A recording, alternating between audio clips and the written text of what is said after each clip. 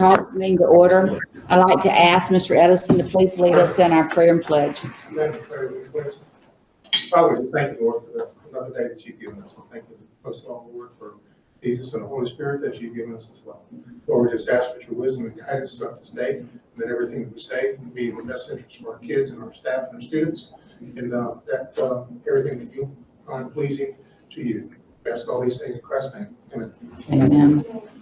Pledge Allegiance to the flag of the United States of America and to the republic for which it stands, one nation, under God, indivisible, with liberty and justice for all. Thank you, Mr. Edison. Board members, do I hear a motion to adopt our agenda? So moved. A motion and a second. Any discussion?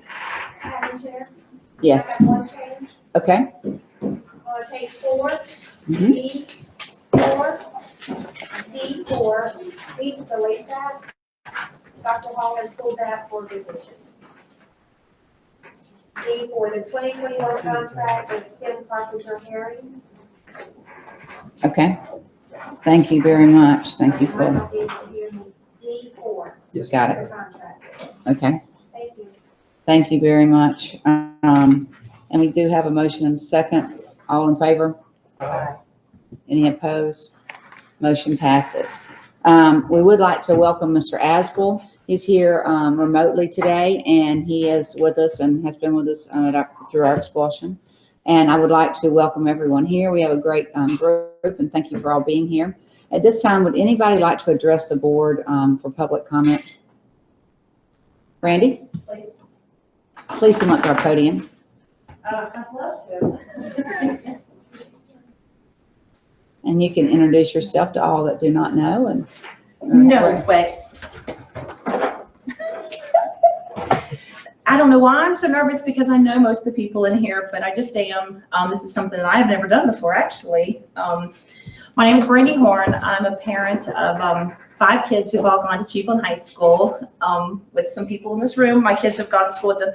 3 has graduated. 1 is employed with the school board, and 2 are still enrolled. 1 is in 9th grade and 1 is in 10th grade. And I wanted to just talk about what everybody wants to talk about. It's coronavirus. Obviously, I don't have a title. I don't have anything that makes me an expert. I'm just coming and speaking on common sense. That's about all I have, really. My 10th grader has been quarantined twice now. Although he's not a virtual learner, he is struggling to maintain passing grades, and he's just having a hard time. And but the issue for me is bigger than that it has been established over and over the importance of kids being in school. And I understand the necessary of someone being placed, and now I'm going to read so I don't have to look at everybody. I understand the necessity of everyone being placed in quarantine after they've been exposed to someone that have come in contact with someone with COVID. However, thankfully the data has not supported what everybody has feared, and that was that the schools were going to be a hotspot for breakouts, that students were going to give COVID to each other, or give COVID to their parents, or give COVID to their grandparents that are elderly that are taking care of them. Like I mentioned, my son is in quarantine twice, along with 538 other Levy County students, according to the Department of Health. Yes, 280 of them from Chiefland schools, 95 from Bronson schools, 132 from Williston schools. I understand that they have to quarantine, but I also can take it a step further, and there's been 895 kids from Dixie, Gilchrist, and Levy, and not one positive case has resulted from the exposure. I'm asking the board to reevaluate some of the policies that they have on the quarantine. One issue I have with the quarantine process is that I know that if someone's in contact with someone that has COVID, they are to quarantine for 14 days. However, a person with symptoms or positive test after 10 days can return back to their normal activities if they've been fever-free and symptom-free for 24 hours. So by that reasoning, they're saying that the positive COVID person was asymptomatic 4 days prior to when they tested positive or when they showed their first symptoms. So I don't understand why we can't apply that same logic to a child who's been exposed. If they've been, after 4 days, if they haven't showed any symptoms, I think they should be able to return to school. Another issue I have, another practice of the Department of Health is that they only contact trace back 2 days. So if someone is tested positive or if they are showing COVID symptoms, they contact trace back 2 days of all the kids that have been around them within 6 feet, more than 15 minutes. The problem that I have with that is why can't that same logic be applied to the people who've been exposed after 2 days, because they're saying that they're asymptomatic for 2 days. So after they've been exposed, after 2 days, they should be able to return to school if they don't have any symptoms. Looking at the data, the positive tests are not resulting from exposures. I would hope that the school board would reduce the number of days that the students are sent home to quarantine with a 2-day contact tracing and the difference between the 10-day isolation and the 14-day quarantine. Having students return to school after 5 days from exposure if they have no symptom, I feel is more than reasonable. Another thing, and I know that the school, are the schools receiving tests soon, or like they're coming or something, like rapid tests? I think. Okay, I thought someone had said that they're being sent out everywhere. So even after 3 days exposure, a student would be able to take a test to show that they're COVID negative. I know that this kind of makes you a little nervous because if they're positive, it would affect all the other kids and make them go home. However, the Department of Health is only contact tracing back 2 days. So if they wait 3 days, take a test, then if they're positive, it doesn't affect anybody else around them. If they're negative, they can come back to school. This is the same guidelines that the Department of Health is giving to other essential critical infrastructure workers, and schools were added to that list in August. So at the least, it would be the district employees would fall under this guidelines because that's their essential critical infrastructure workers. Let's see what else. And I don't want to say, I mean, I don't feel like the Department of Health is doing a bad job. I feel like they are doing what they're supposed to do, that these are, let me stay on track, back up. So, okay, so I'm asking the school board to consider changing their policy that solely follows the recommendations of the Department of Health. These generic guidelines are set in place for the general population, and the data is showing that kids are not responding to COVID exposures like the general population is.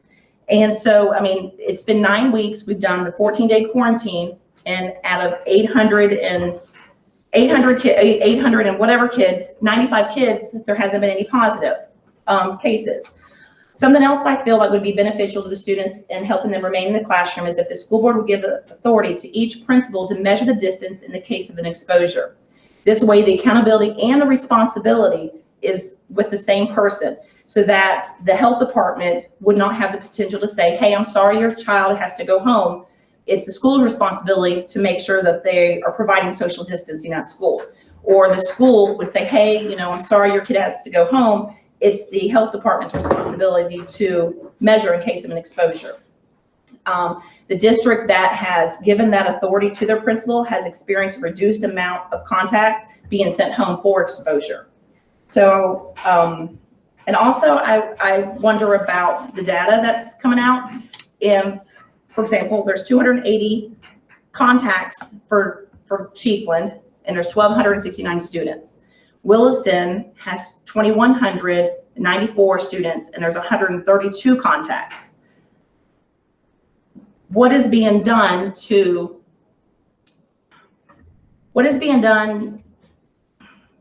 how do I say this?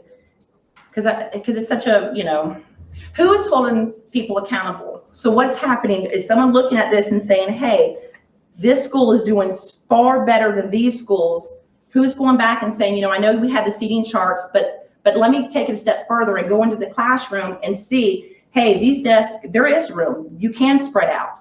And after there's exposure, is there any kind of correction action? Does someone come in and say, okay, well, yeah, well, this, because, for example, my son went home the second time for 4 inches. 4 inches. And it makes me a little mad because when I went to the classroom, I could see 4 inches. So what was done? I mean, besides me telling the principal, hey, I'm pretty mad, I see 4 inches. And so this has to be happening in other kids and other schools. And I'm just asking, and obviously, for you guys to ponder what's being done to make sure and hold everybody accountable that they're going back and checking and making sure that these kids stay in school. And I guess I don't have anything else to say. I feel like I've rambled. Hopefully I've got my point across, I'm hoping. So, all right, that's it. Randy, thank you very much, because I know you are a concerned parent, and I know that you want your student in school, and that's definitely what we all want, and we want our students in school, and we do commend you for wanting your child in school and for looking at those things. Thank you. In this way, do you have any response or anything to some of the issues that she might have brought up, or comments? The policy we follow is just like every other school district. It's about thinking the state of Florida, which is the health department recommendations. And, I'll just put it this way. Our job is to follow policy. Your job is to make the policy. And the policy we're following is the policy that you made for the school reopening. And so that's what we did. Only thing about it's just, I guess there's one more kids positive in Chiefland. That's why It's not, though. I wish there was. No, Williston High School, there were, they're just not a social, I don't know. there was 10 kids in Williston High School and 8, but they have almost 150 more students. So, Unfortunately not. anyhow, I'd like to say it was that. If you won't, it's your policy, and our job is to enforce it. We don't make policy. There you go, guys. Okay. Well, thank you very much, Randy, and please come anytime. We appreciate your comments. I do have one email comment that was sent in to us, and I think you all have it, board members. And Mr. Delaney, do you want to comment on that? I was just going to say, what we have been doing with this process is we accept public comment by email. We attach it to the minutes of the meeting.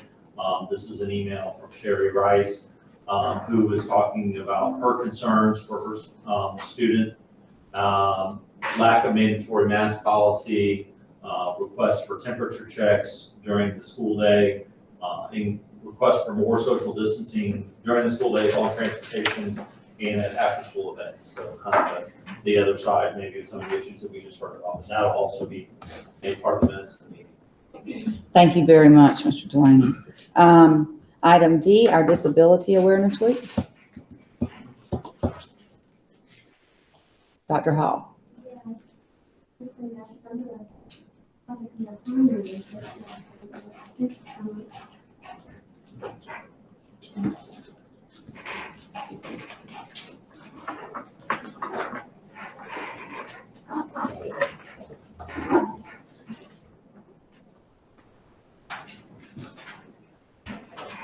Good evening, school board members, Madam Chair Paige Brookins, School Board Attorney Mr. David Delaney, Superintendent Mr. Jeff Edison, colleagues and guests in the audience.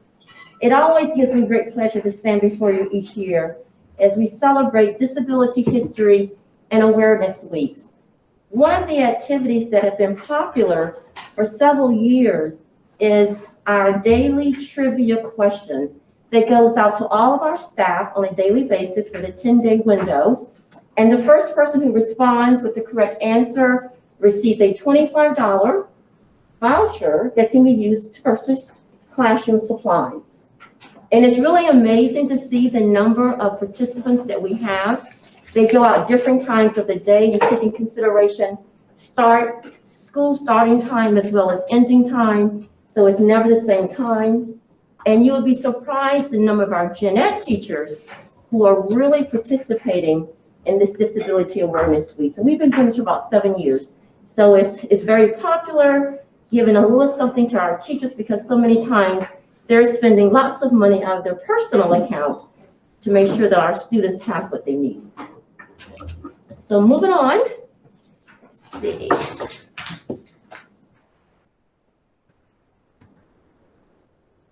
I like to celebrate our accomplishments, and of course, knowing that even though it's accomplishments for Levy County, there's always room to grow, but it's worthy of sharing the good news. So the federal uniform graduation rate as you see, is 86%. And this is lagging data, so it's 2018-19. And our board members, you have this screen as part of your PowerPoint. So what you see here, and all of us I think are aware, the federal uniform high school graduation rate, the clock starts ticking the moment the child enters 9th grade. And they have to complete their graduation requirements within the 4 years. So you see 2016-17 where Levy was, and I'll talk a little bit about the enrollment group. I'll share this with you now. The enrollment group is when the state compares like-sized districts, like Gilchrist, Dixie, Lafayette, there's others. They're not comparing our data to large or very large districts, it's like-sized districts. So you see how we've increased our graduation rate over time. Look at 18-19. 86% of our students with disabilities are graduating within 4 years, and we know the federal law and the state law allows our students to stay in school through their 21st birthday, till they turn 22 years of age. They have that window of time. Some students need a 5-year plan, a 6-year plan, but they do graduate. And then you look at all students, 88%. When I look at this data, and we receive it every year, I don't compare Levy County to our enrollment group. As I said early on, those are like-sized districts. I compare our data to the state. I always want us to exceed the state. And you can see that we have 2016-17 and then 2018-19. And then you see the data for all students, all of our students. The second success is our standard diploma graduation rate, 96%. So this data shows you that we have students, as I said, that may need to be on a 5-year plan or a 6-year plan. But the beauty is that they end up graduating from school. And that's most important. Again, you can see the data from 2016-17, we were at 64%. And look at us now, 96%. Our goal is 100%. If we lose one kid, that's one kid too many. So that's something to celebrate. And of course, SCA is the state. The state's at 86%, Levy is at 96%. That calls for a celebration. Employed or continuing education, 76%. We're not where we want to be, but you see over time, we're making improvement. Students with disabilities in higher education and or competitive employment, you see the percentage there is 66%. And then of course, students that are employed or continue their education, maybe at a college, AA degree or AS degree is higher. Again, we've exceeded our enrollment group, and we've also exceeded the state average. Career and technical, as I share with you each year, 15% of our students, we have a little over 1,100 students in Levy County, are participating in CTE programs, and they're doing quite well. And then lastly, our early childhood, that's our pre-K students. Now look at that data. We have some like-sized districts that are educating their preschool students in very restrictive environments. 90%, the state is at 39%. Levy County is really on the cutting edge, that we see ourselves as being very inclusive and not excluding students due to their disability or level of support. So that's the top 5 accomplishments for Levy County. The enrollment group that I alluded to early on, these are the districts that we are compared to. I won't read that to you. Well, we have visitors virtual. So the enrollment group includes Okeechobee, Jackson, Suwannee, Florida Virtual School, Gaston, Wakulla, Hardy, Baker, DeSoto, Lake Wales, Washington, Holmes, Bradford, Gilchrist, Taylor, FAU Lab School, Madison FSU Lab School, that's twice, Union, Dixie, Calhoun, Guff, Glaze, Hamilton, South Tech, Franklin, Liberty, Lafayette. I'm sure I pronounced that incorrectly. I do it every time. UF Lab School, UCF, Jefferson, and FAMU Lab School, and of course, Florida School for the Deaf and Blind. So these are the districts, when you look at the data, and it says enrollment group, these are the districts that we're compared to. Inclusive education. Our schools recognize that our students with disabilities are first general education students. They're not ESC students, and then they're gen ed. They're always gen ed, and then the specially designed instruction or ESC services come into play. We in Levy County recognize that all learners, different learning styles and achievements are equally valued, celebrated, and respected. That all learners are enabled to fulfill their potential by taking into account individual requirements and needs. Students with disabilities are valued members of gen ed classrooms whose teachers hold high expectations for student success in the school and community. You know, back in the old days, you would hear things like, we've watered down the curriculum. We don't have high expectations of our students with disabilities. No, we have high expectations. We do not lower our standards. And when we do that and we provide the level of support that our students need, they rise to the occasion. The school culture fosters positive, interdependent relationships and social responsibility among all students with or without disabilities. And lastly, it's really important, I speak about this and have been for years, special education is a service and not a place. And many of you probably remember during the time that depending on a child's disability, and sadly to say, there are districts who still respond to special education being a place. So if a student had a particular disability, many times they've already been determined where they're going to receive their educational services. ESC services or special education services can be provided in any environment. And that's what the IEP team is charged with in determining where best our students will receive those services. So it's really important to remember, special ed is a service, it's not a place. That can be determined by the IEP team. Excuse me. This is an area that we will continue to work toward Levy's data for regular classroom placement, resource, and separate class. Let me give you a quick description of what these things mean. Regular classroom is when our students with disabilities spend 80% or more of their day in an inclusive environment. 80% or more of their day with their non-disabled peers. And you see, starting in 2017-18, we were on a roll. We dropped a little bit, 18-19, and then 19-20, we dropped even further. We're still higher than the state. We're right there with our enrollment group. But I would tell you, I attribute that mainly because we have a high number of students who transfer from out of state. And we also have a high number of students who transfer from out of county. And many times those students come and they need specially designed instruction. They need intensive services. They need more support than perhaps a gen ed classroom can provide. And so the IEP team determines what is the best placement for that student. So that's removing that student from spending more time with their non-disabled.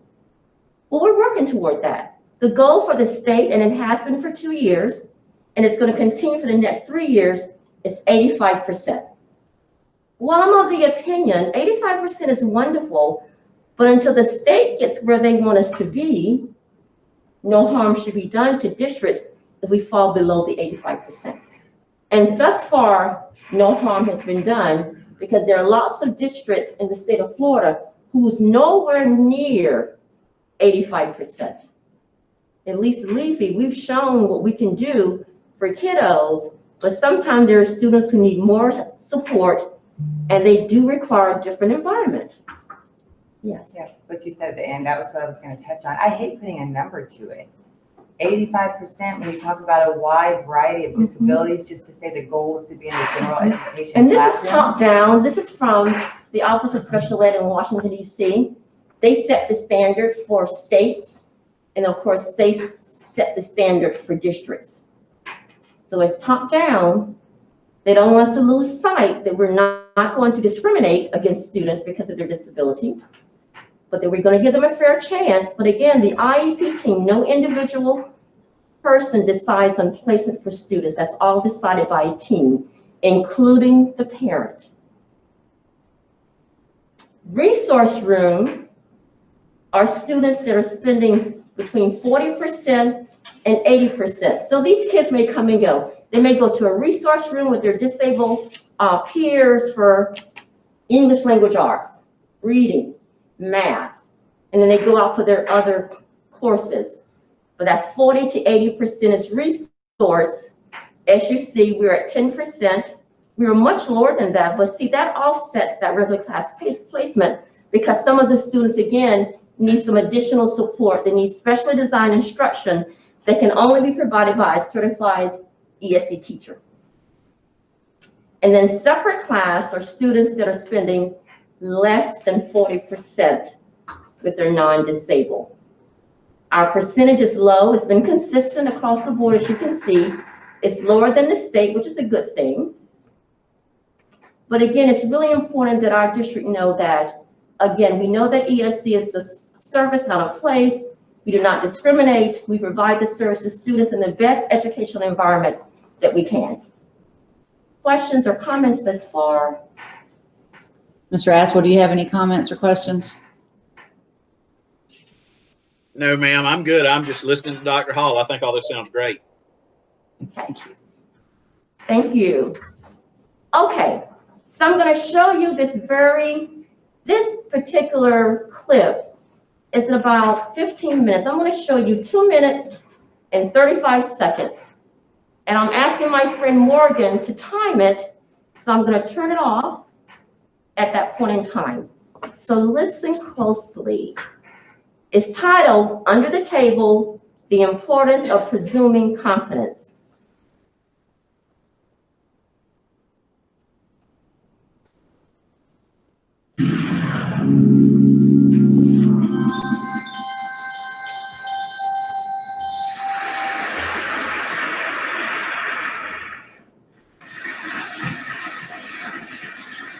Hi, everybody. It's a long walk. Okay. So for those of you who don't know me, I'm Shelly Moore. And speaking of geekdom, I'm an inclusion geek. Like, I am obsessed with inclusive education, if you know me at all. But you know, this definition about inclusion and inclusive education didn't just come to me in the night. Like, this has been something that's evolved over like the last 12 years of my career. And so when I first started, like, I kind of got it, but then I was like, but I didn't get it enough to defend it. And so when I'm working with the kids who I represent, are the students who kind of need the most support in schools and students with developmental disabilities, especially in secondary. And if you guys have ever worked in secondary school, you know, there's a whole different can of worms when it comes. I mean, they're naturally compartmentalized buildings. And so I learned that I had to really refine my definition of inclusion because I would get zingers from people. Zingers all the time. And for a while I ducked them. And then I would be like, you know what, if I'm gonna advocate, if I'm gonna move forward in inclusive education, I have to be able to have these conversations. So one zinger that I would often get, and I still get to this day, is, you know, I'm trying to advocate for kids to get into classrooms, and the zinger I get is, why are they here? What are they gonna get out of science? They can't read, they can't write. Like, why do they need to learn about the periodic table of elements? And before I could like articulate this, I would just get sassy and be like, why does anyone need to learn about the periodic table of elements? Smirk and walk away. So you can imagine how well that went over in my building. And so you can see like why this would be an important thing to develop. So anyways, over the last like decade or so, I've been, you know, learning about what this means to be an inclusive educator. And most of my learning actually has not come from books or classes or experts or teachers or professors, but from the kids that I work with. And so the story that I'm going to tell you today is about one particular student that I work with who was a very, very early learning in my career, and I think very pivotal because without this learning, I can guarantee you that I wouldn't be standing here right now. So I'm going to share this with you, and this is a story about a student that I work with named Daniel. And it was, I met Daniel in it was my second job. I got hired at a high school, and I was still fresh. Like, where you go and like you buy an outfit before your first day of school, right? Kind of like this outfit that I bought for this event right now. And thank you.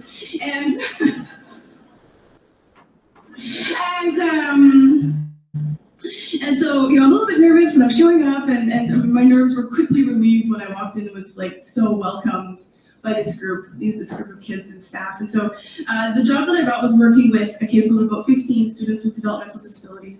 And I had these 2 EAs who worked with me, and they were best friends with each other. And so often they would be referred to as one person. So their names were Sharon and Marlene, but we called them Sharon and Marlene. Where's Sharon and Marlene? I need Sharon and Marlene. Like, they were actually one person. And so I would always go to Sharon and Marlene if I ever needed anything. So anyway, so I'm getting to know all the kids, and I'm walking around, and everyone's awesome, but like in the corner of my eye, I'm like, there's a kid under the table in the corner of the classroom, and no one's acting as if this is strange. So I'm like, just kind of keeping my eye out. So I'm like, eventually I'm like, Sharon and Marlene, there's a kid under the table. And they laugh, they're like, oh, that's Daniel. What's he doing under the table? And they're like, because you're here? What do you mean because I'm here? They're like, well, you're new. Like, he'll come out in good time. And then they kind of smirk at each other. And they're like, but if you can get him out, then you can stay. And I'm like, are they kidding? I don't think they're kidding. This kid is like the gatekeeper of special education. So okay. You know what? I can accept the challenge. So I go over, kind of lean under. Hey, Daniel. But I should tell you a few things about Daniel. From what I knew from him at that moment, there's Daniel, he's under the table. And, you know, he was dealing with a lot of things. So Daniel had Down syndrome. Daniel was deafblind.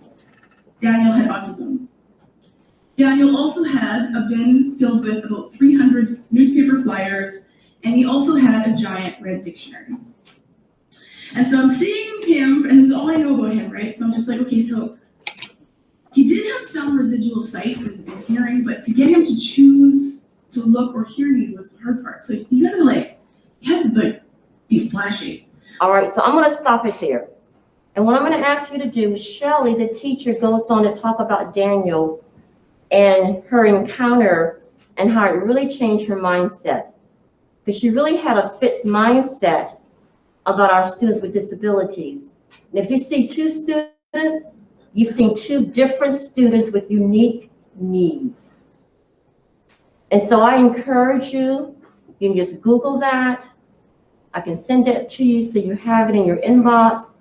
I would ask you to really watch the video. I've had my staff, I've had others across the state to see the full video too. And it's been very impactful. I highly encourage you to do that, and maybe we'll have a conversation moving forward. It will open your eyes in ways that perhaps you never even thought of. And I just believe that sometimes you just don't know what you don't know, but once you know better, we do better, correct? In terms of how we respond, our mindset, is it a fixed mindset? Is it a growth mindset? Do we give our students opportunities to show what they know and do it in a different fashion? Still being very respectful, having high standards. So questions to ponder. Why is inclusion so important? We know at the state level that best practice of inclusive education, which there's a lot of materials, not a lot, there's several materials on the table that talks about inclusive education. Why is it important? What it is, what it isn't.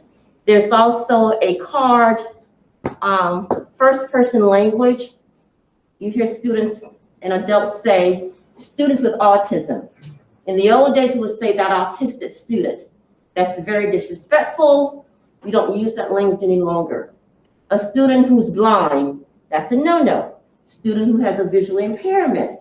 We identify the student and not the student's disability. So these are constant reminders about what we should say and not say for students. Do disabilities prevent students from learning? What are the benefits of inclusion for students with disabilities? And what are the challenges of inclusion? And lastly, what are some ways general education and special educators can work together effectively? I will tell you in Levy County, when I came in 2004, we've come a long way. We have learned and we have grown together. I have learned so much more than I think I ever would have if I had remained where I was. But the point is that we don't do this work alone. It is a collaborative, collective effort for all educators, teachers, paraprofessionals, cafeteria workers, anyone that comes in contact with students. We are learning and growing together. Is it hard? You betcha. It's very hard. It's very challenging.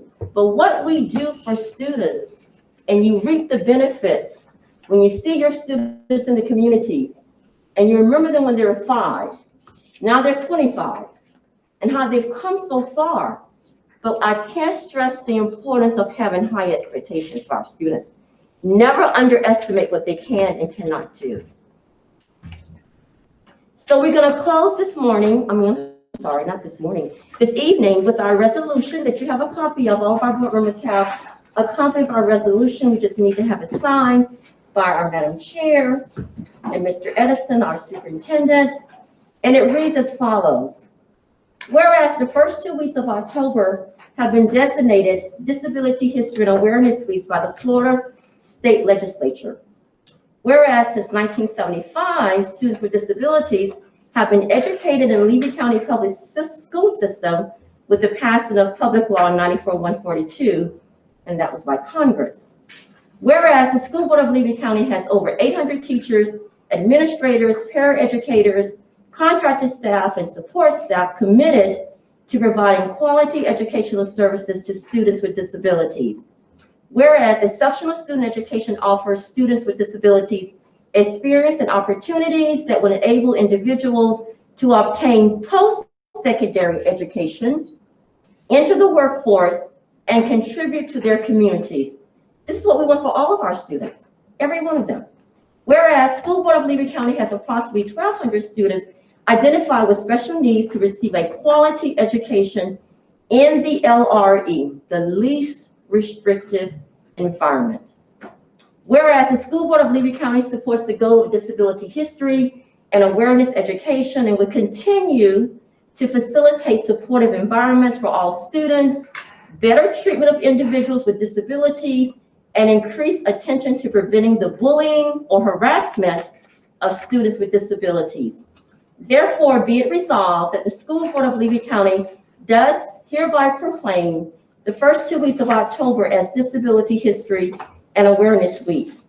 Be it further resolved that the School Board of Levy County and the Superintendent of Schools reaffirm the local, state, and federal commitment to full inclusion and equal opportunity for all students with disabilities.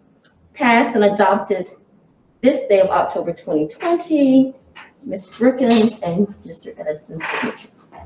Thank you so very much for allowing me to share this quick information regarding our students and the successes that we're having in Levy County. Thank you. Thank you, Dr. So Dr. Hall, the little card, the bookmark you held up, It's, I have it on the table. It's called Person First Language. did we have all that in our bags too? I like it. You know, I don't think you have this, but I'm sure you do. Are they in there? I can't recall. We have, and I changed my color, Mr. Coward. I see I that. always wear red, and I changed the color just for you. So we're purple this evening. And in there, if it's not there, we'll make, you have it. Okay. Yeah, good, Yes, good. perfect. Okay, great. That's good. Thank you very much. Thank Great you very presentation, and thank you very much. You're always so kind and generous and give us a little gift bag, I'm and going we to ask Mr. appreciate it. Cameron if he has any questions. Mr. He's pretty Aswell, do you quiet. have any questions or any comments? No, ma'am, I was very informed by it. Dr. Hall always does a great job. Thank you very much. Mr. sir. Aswell, did you get a bag since you didn't come attend? Did you get a bag too? I have a bag. Get it. My stuff was delivered to me by the superintendent himself. All right, So great. I feel Thank special. you. But yes, I have my bag and I appreciate it. Good, thank Thank you you, so much. thank you, Dr. Hall. Let's see, performing live now is Mr. Rod Thomas. Gals, you want to introduce our guest?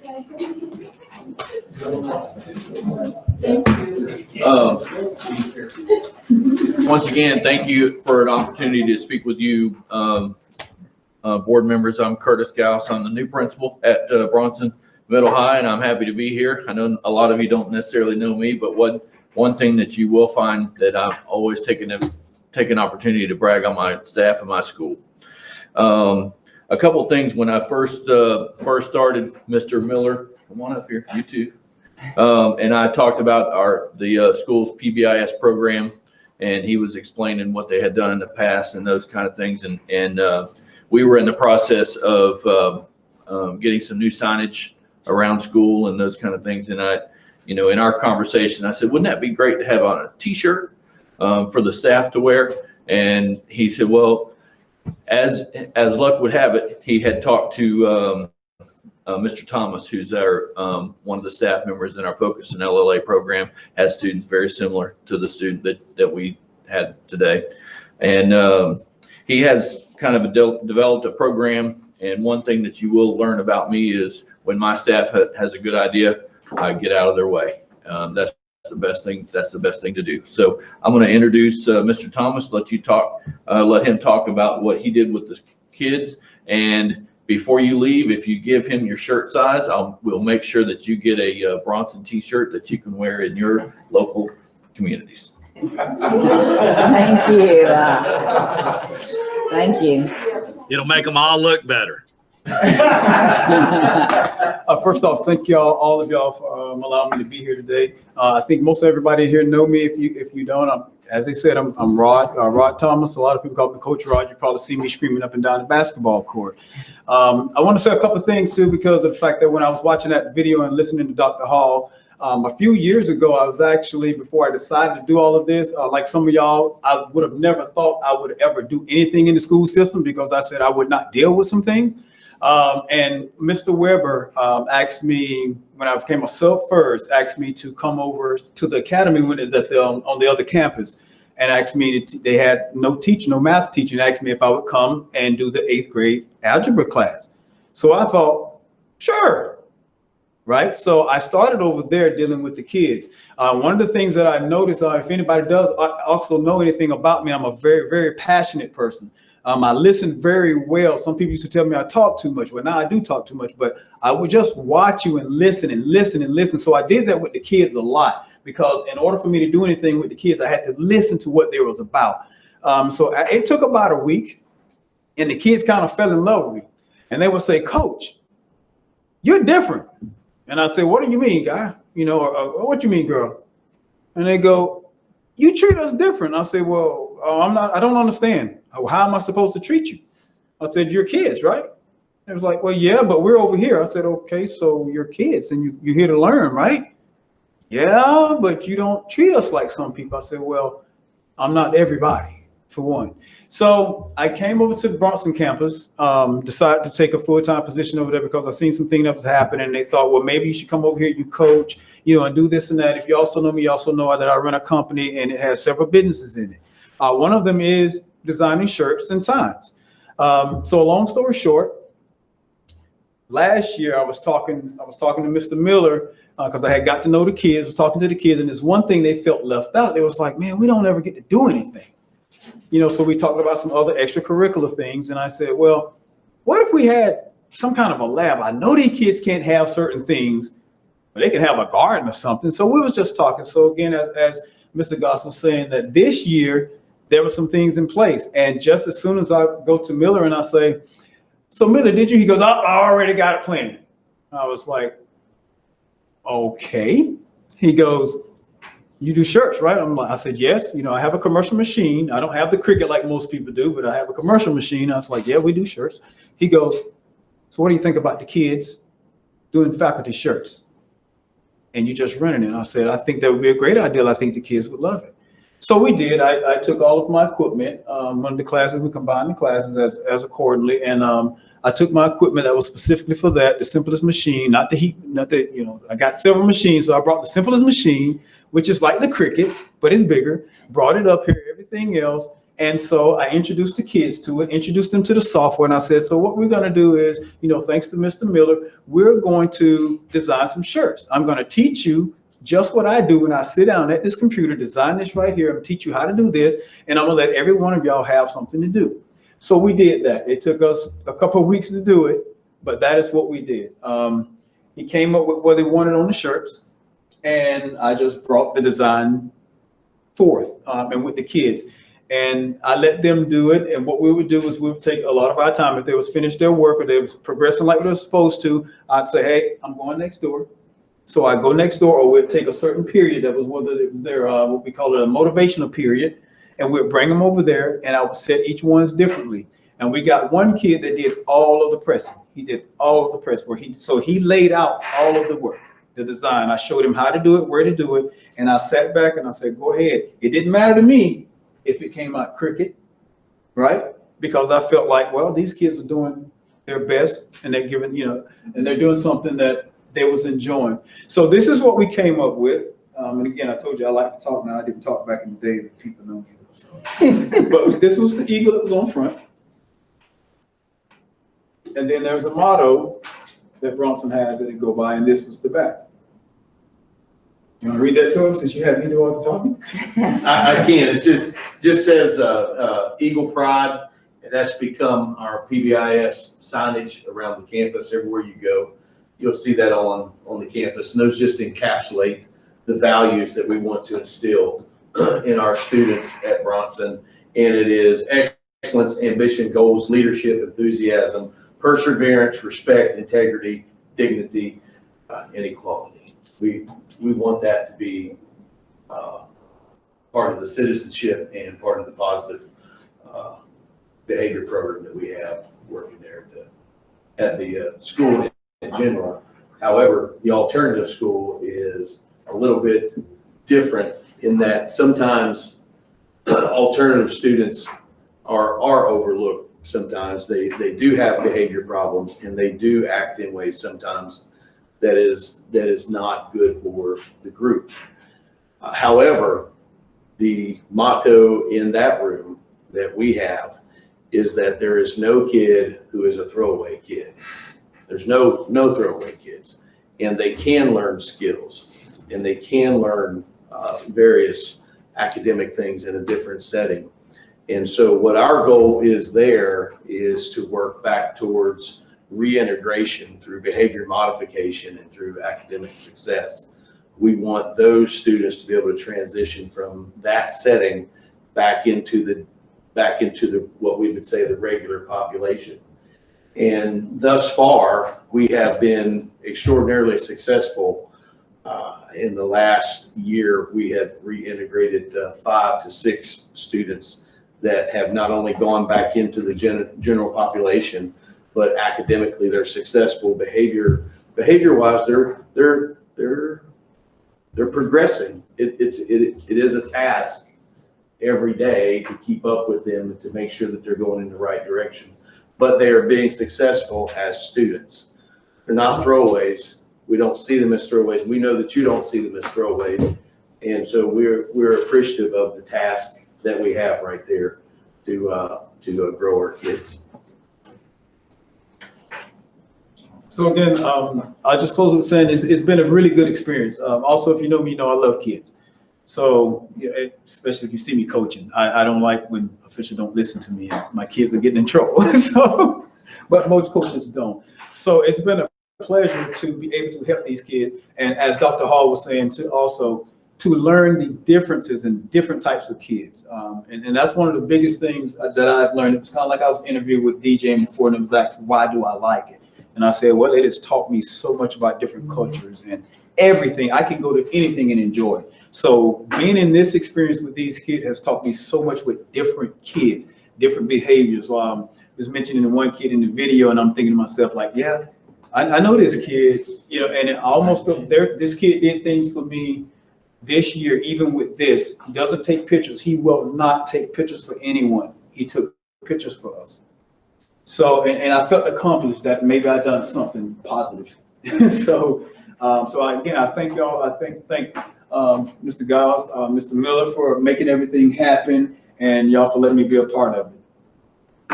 Thank you very much. Thank you for the work that you've done. Thank you for I'll tell coming you to the something board that was- meeting tonight. Mr. Asbell's got a comment. Mr. I'll Aspel. tell you something that I thought was really cool.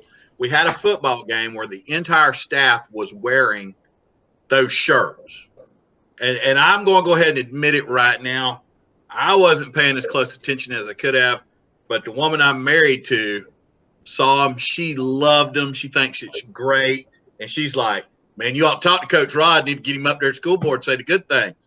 So that was one time it was actually the school board member's wife who was more on the ball than the school board member. And I can't say enough about how proud I am of Rod and this idea. Mr. Miller, he'll try and take some credit, but this is all Rod. You know, Rod does an awesome job, and Rod's a graduate of Bronson High School, so he knows what to do and knows how to be. And I appreciate it. I think it's great. And be sure to give your sizes to Rod. It'll help you feel better having a shirt like that. Thank you very much, Mr. Aspel. I know you're wearing yours proud. Yeah, man. And if for enough money, we can put some other things on there, can't we, Rod? If they got the money. Thank you. Madam Chair, I'd be remiss if I didn't ask Ms. Lake, what class did Rod graduate in? I don't want to say age, but 1992. There we go. So three good Bronson Eagle graduates from the class of 92. So appreciate both of you. So Yeah, I'm great. pretty sure Mr. Lott taught him, so you might want to take credit. no doubt. Yes, thank you. Item F, our 2021 insurance renewal. Ms. Kaylee White.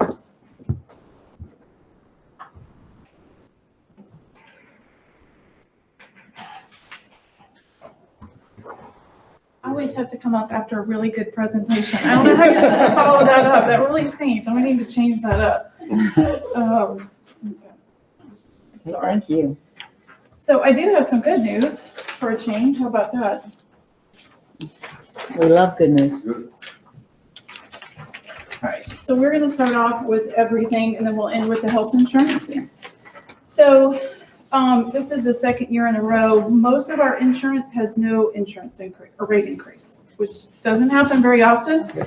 I can't say that's ever gonna happen, so don't hold me to it.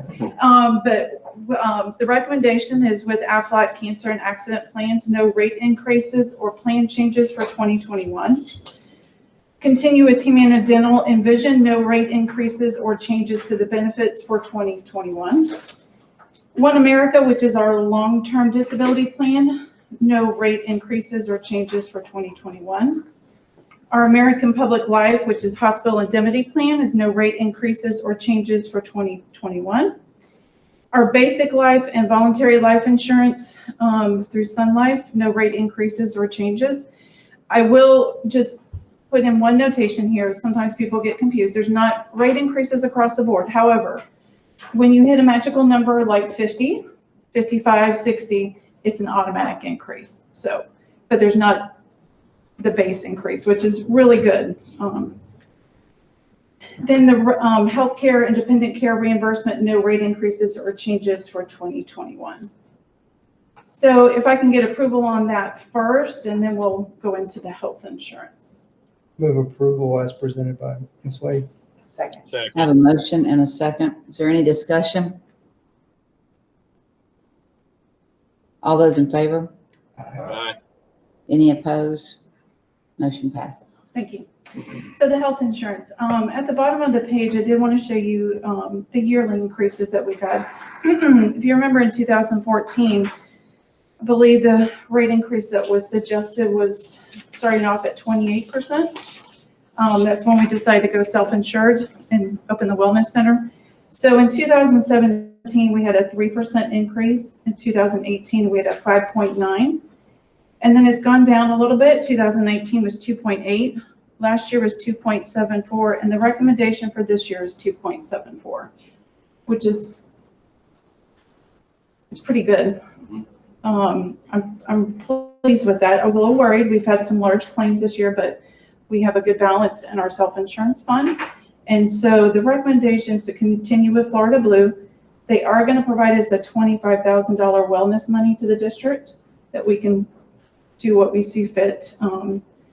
Usually that goes into the self-insurance fund to keep that fund going. And so the 2.74, just make sure we coverage of our claims and keep going into that fund. And of course, the board and the union have to negotiate who will cover the increase. Any questions? This spreadsheet I gave you that's got a lot of numbers, but that's just how we came up with the 2.74. That goes back to 2016. Kind of show you where we were. Lots of numbers there.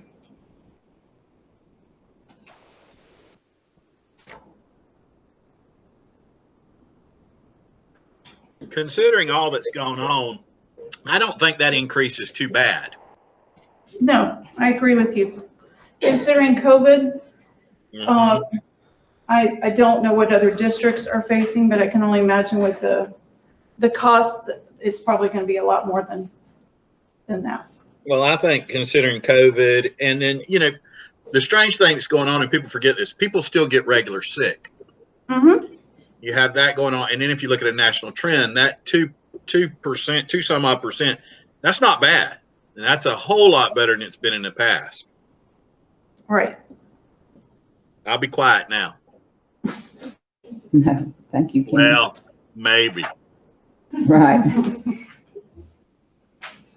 I move approval of the recommendation of the 2.74%. Second. Motion and a second. Is there any other discussion? Motion passes. Thank you. Oh, yes, thank you very One of the much. shortest ones we've done. Yes, that's great. At this time, we will take a recess, a 5-minute break, our regular board meeting, and we will call Mr. Lott up for our public hearing.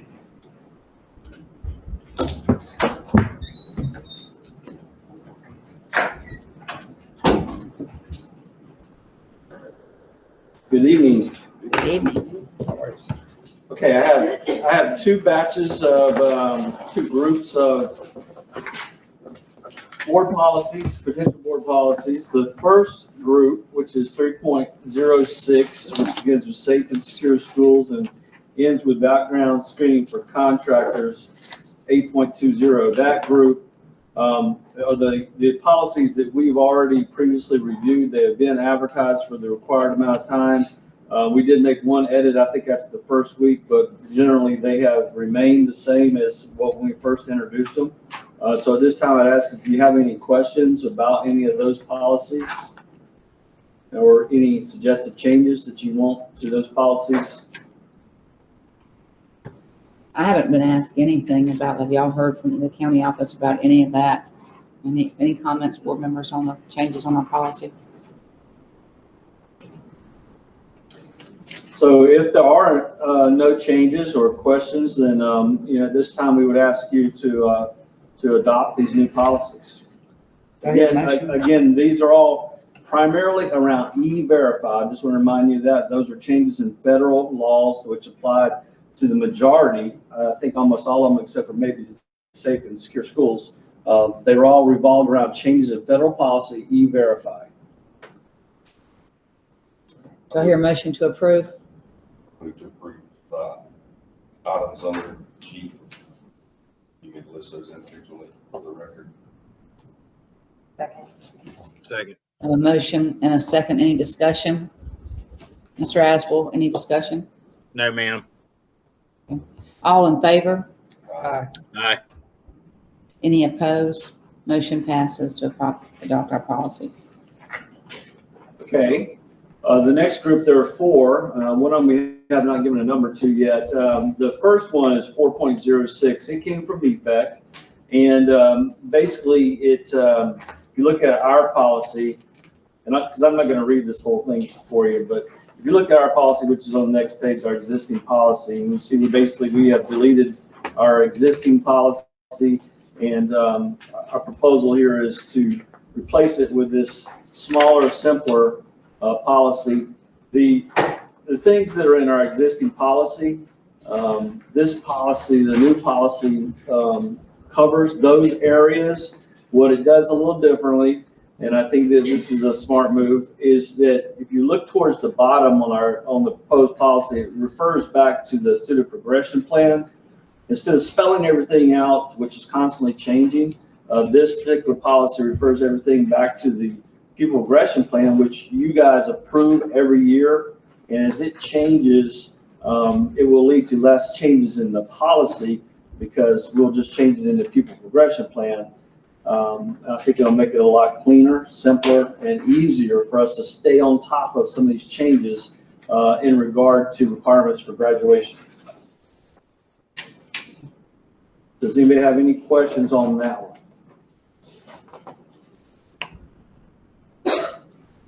And again, what we're going to do here after we go through these is we're going to ask you for permission to advertise. And so we'll have several weeks. If you do, as you read through this, if you have more questions or suggestions to change, we can address those later at future meetings.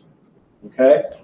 Now, the next three policies that we're looking at all revolve around changes in Title IX. Again, federal legislation which trickles down to our level, and this is the result. All of these came from NEFAC, and I'm going to rely maybe a little bit on our counselor who is reviewing these. And in fact, that the last one, the reason it has a TBA is because we have taken a couple of these and combined them, maybe three of them and combined them. What we've asked, and Counselor speak up, is that we have multiple policies on harassment of different forms or natures. And the policy that comes down from the Title IX policy, 26 pages.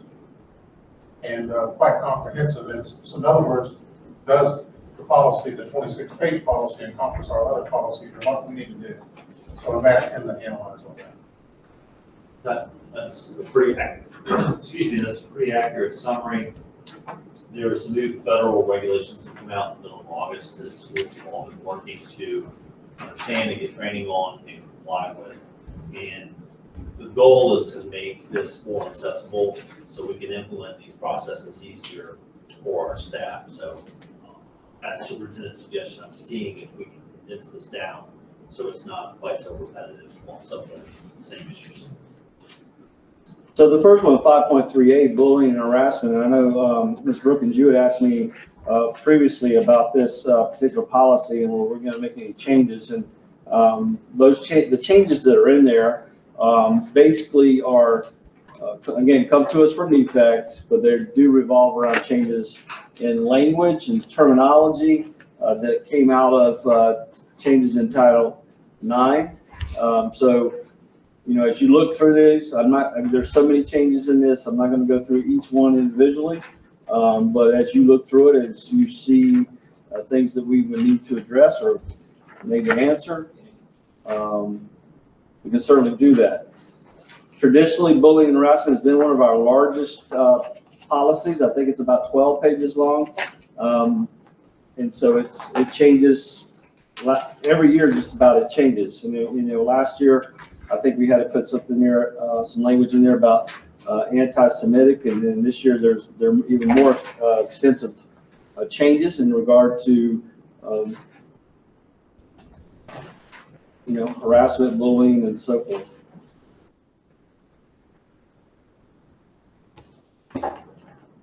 Okay, the next one is 5.40, dating violence and abuse, and again, this is a statutory requirement that we have this. We did not previously have a particular standalone policy on dating violence and abuse. Even though you see there's red and there's the black, we didn't actually have it. It was rolled into something else. So. And we're required to have this one. We're required to have all of them according to what we get from NEFAC. The way NEFAC rolls these things out, they'll list all these policies, and it will tell you whether or not they're required by statute, and it's just got a little code by it. And then some of them are optional. These were not optional. Thank you. And then the last one is 22 pages. So this is going to become our new largest policy. It's going to set the record. Again, I think it's really 3 policies rolled into one though. So, and we had the pleasure of attending a training this afternoon, which was supposed to last for 2 hours and lasted for 3 hours because, quite honestly, the changes in Title IX are mind-blowing. Would that be a fair assessment, you guys that were there? It's going to be quite a change for our schools, and it's another thing that we're going to have to work ourselves through as far as systems and things in place to make sure that we do not miss something along the way. It's a lot of things are very similar to what we already have in place for bullying, but now it's expanded into a whole another area. And I don't know, Counselor, if you want to address any of those things that you've hit today, but if the board's got questions, I'm happy to do that. The Federal Department of Education was concerned that there was not a standard definition of what constituted sexual harassment. So the regulations that were adopted address that. They also increased the due process protections for individual students accused of sexual harassment in this process. Unfortunately, there's not one version of Title IX rules for college and a different one for K through 12. It's pretty much the same rules apply for the most part. And so sometimes we have to grapple with how do we apply that environment and that set of rules to what we're doing here. That's going to be a challenge for some of our staff. We're working on some forms to help our staff along the way when they're investigating and making decisions about these things. The main thing to keep in mind is that the Department of Education went through a formal rulemaking process. So these rules that they have now, the new regulations, essentially have a force of law. It would be as if Congress had passed legislation that was signed by the president. So we do have to comply with this. May we get a copy of this to look over the policy changes before the next meeting? It's a lot. yeah, well, obviously we know this one will change because the TBD will get changed eventually. So right now, council's looking through this one in particular to make sure that we have everything covered that we need to cover and within this one. And then we'll change it for a policy. But yeah, you can take this with you. Okay. Yeah. So if there are no other questions, what we're going to ask is the permission to advertise these potentially new policies. I move approval to advertise. Okay. I have a motion and a second. Is there any other discussion? I just have a couple comments, and not to be short-sighted, but I'm extremely concerned about putting the burden on our administrators of things that may occur outside the daily school and trying to investigate, because we're not law enforcement. We are educators. And so seeing this and seeing some of the language in here, and I understand it's being pushed down with Title IX and everything, there is a lot to take in here. And there's a lot here that gives me apprehension. So the new regulations do make it clear that it needs to be connected to the school program. Within the course of the school day, on school property, or connected to a school activity. That's what our responsibility is for. Okay. But we also Well, understand. unfortunately, many things happen off campus and they bleed on campus. Right. And we've witnessed that tonight already. So anyways, thank you. I'm concerned about the policy, or looking at it too, just because you're nervous about it and the additional things and the things that additional stuff that's gonna be tacked on. So, you know, I'm very concerned about that too. And I agree with, Chris, that it's things that happen outside that, you know, administrators and additional jobs they're gonna have to do. I 100% agree with you. We have a motion and a second to approve advertising for these policies. All those in favor? Aye. Any Aye. opposed? Motion passes. Thank you very much. Mr. Locke, can I just ask a general question, because we sit here and have to do what we just did all the time. Mandates that come from state and federal government, put in our policies, and then just like our policy of restart a school, somewhere within that was that we follow the guidelines of the health department. Okay, so it was all wrapped up in that. What if we say we're not gonna do this? What is, I mean, I'm sure funding is tied to this, right? I'll defer to council because this has the status of law now, right? I mean, it's what you said earlier. It does.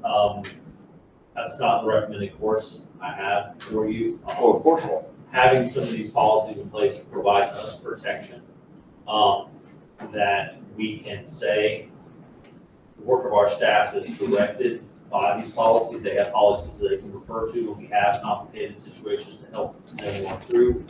We are going to get essentially audited by the Department of Education. If we had a situation and the Office of Civil Rights had to come do an investigation, they're going to ask, well, did you adopt policies that provide guidance to your staff on how to handle these situations? So what I would characterize this particular issue is beneficial to the district to have these in place. So in the end, it could be money. That would be the.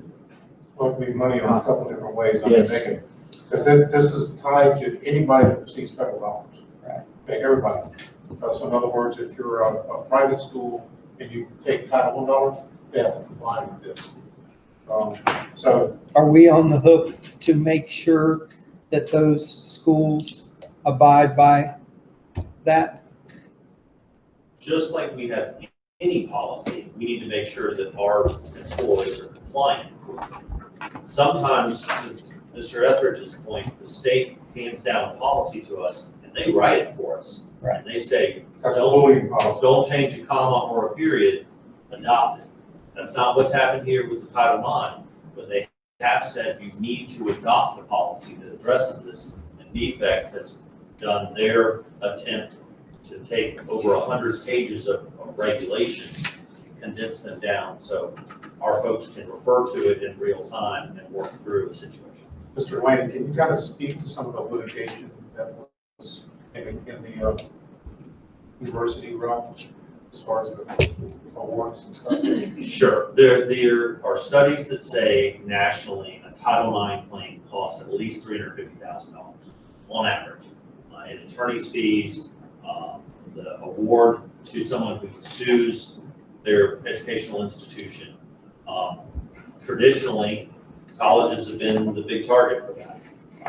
And colleges have not had a great track record of success over the last decade in responding to Title IX correctly and implementing what was expected of them. My concern is that attorneys who were doing that work have learned the playbook on how to sue an educational institution for Title IX violations. And now the colleges are getting better at compliance and defending themselves. We're going to pivot to us. We need to have training and policies in place to be ready. K through 12 seems so different. I mean, a university settings, fraternity and sorority, hazing, all of that compared to, you know. That's a huge concern, and that's a lot of what is driving these regulations. There was concern that students were getting sent home from college over those types of allegations, very murky proof about exactly what happened and what people wanted and not wanted to have occur. And we're in a much different setting, but virtually the same rules apply to us as to address that problem. Be happy to talk to any one of y'all or individually if anybody wants to follow. Thank you. Thank you very much. Thank you, Mr. Locke. Thank you, Mr. Locke. Item I, our 2021 legislative platform, Mr. Edison. You have within your book, the items that we talked about last week, and you asked me to follow up with, Kim from our lobbyist on her recommendations as to which one of these is the most advantageous to chase and how to do that. And so I sent her these 5, and you can see I crossed out number 5, which is on the funding for the school nurses. She just said that's just not going to happen, and especially given the climate. So I crossed that one out. She recommended number 4, which we talked about, instructional materials. You'll see some different language there. This came after talking to some of our administrators and the specific problems that we have.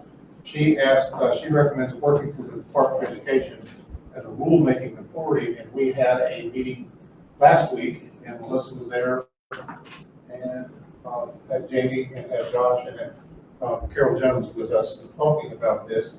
And the recommendation or the concern that we have is that in the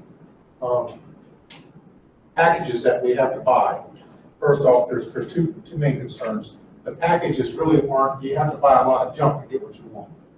And so that's number one. That's a technical term, junk. But you have to buy a lot of fluff to get the items that you need. So that was one. And the other one is that, and we talked with you about the electronic access to the curriculum. It's not an issue with our students, but it's an issue with our teachers and the teachers' edition when it's electronic. And so you have different instructional coaches on campus, administrators on campus, and a substitute. And it's not like I can leave a book.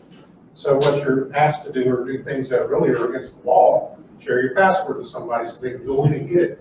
And so that's not the right thing to do. So that's the thing. Those are the things that we're lobbying for with DOE on.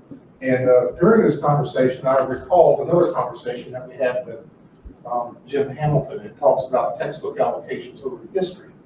And in his presentation one time, he talked about, and it was Broward County specifically, and their textbook allocation has grown many times, but that's because they have many more students.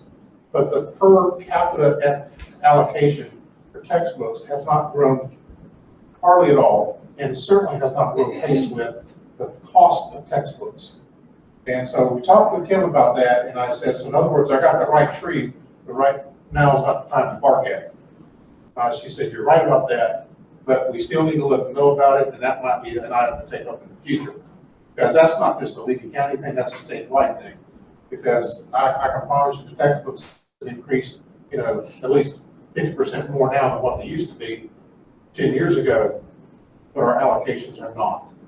And I've talked to Morgan a little bit, and it wouldn't take a whole lot of work to just get some data around here and use what I would call unweighted FTE and our textbook allocation to get a ratio and just look at a trend history just in Lee County. But I think that is a worthy cause of some time in the future. But the other 3 items on here on the DCP allocation, restoring that back to $250,000 minimum.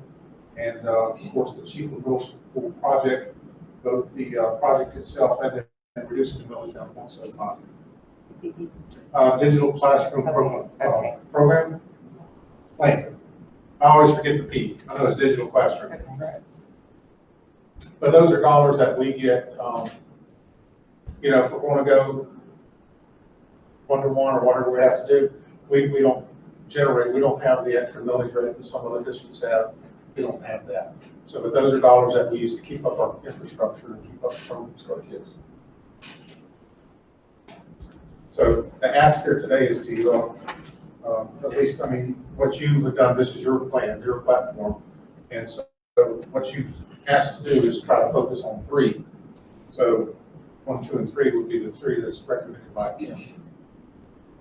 And work on the other one through the rulemaking authority. Any comments, board members? I did a little digging on the 1 mil stuff, trying to see with the districts that are in special facility to see, like this year, you've got Okeechobee, Jackson, and Calhoun that were recommended. Jackson's pretty close to us on what a mil, relatively close. generates for them. So for us, it's 1.9, and for them, it's 1.5. So so I sent that information to Kim to kind of see if it had some more legs for us, so to speak, and also have kind of reached out to Chris Doolin with the small district. So, but I think there's definitely, whether there's room to run, whether in the time with the financial state of the state, whether we will get much traction. But I think it's worthwhile for us to keep beating that drum. So.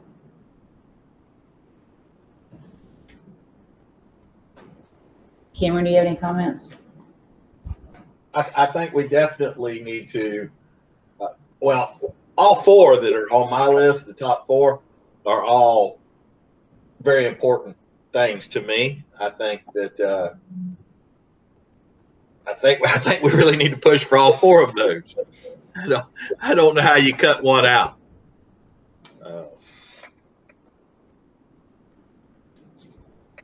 I think we can I think as the superintendent and as his conversation with Kim, that we can work on 4 kind of back channeling with DOE. So, Right, because that's a rulemaking issue. And use that opportunity. So I know we haven't had great success with that in the past, but I think, it's kind of like if we just kind of continue like Chinese water torture. So just one drip at a time. So maybe eventually we'll get the door opened up. So you're saying push 4 on a back channel way, and the top 3 is what we would discuss? Yes, sir.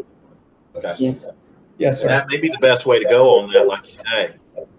'Cause that DOE bunch is a little tricky. And whatever we vote on tonight and agree on together, I do have to take this to the school board and send it in tomorrow as our deadline for the issues that we want to send to them, state. I move that we use the 1, 2, and 3 as our legislative agenda, and then 4 we'll continue to work with DOE. So through our process. I second that. Okay, a motion and a second. Any other discussion? All in favor? Aye. Any opposed? Motion passes. Thank you very much. We'll go to approval of the minutes. If you've had a chance to read our minutes from September 22nd meeting. Changes. Do I hear a motion to approve? I have a motion and a second. All in favor? Any opposed? Motion passes. Thank you. And then on our consent agenda, we've already made the changes, and we have that. So I'll start, Mr. Aswell. Do you have any questions? I sit in the middle. I usually have a little time. That's what happens when you're absent. Teach me one. I don't really have any questions. I just, I'm glad to see us hiring new folks. I always hate to see folks. I'm proud for them to reach retirement, but I hate to see them go, if that makes any sense. Mm-hmm. And I hate to see anybody. I hate to see anybody leave because I can't figure out why anybody'd ever want to leave the county. But everything looks cool to me. Is the on that site lease agreement? Is that for a tower in Chiefland? Is that what that is? Yes, sir. Okay, I just wanted to be sure I was reading that right. Right. Okay. This is an agreement that you previously, the board previously approved, I want to say 2 years ago.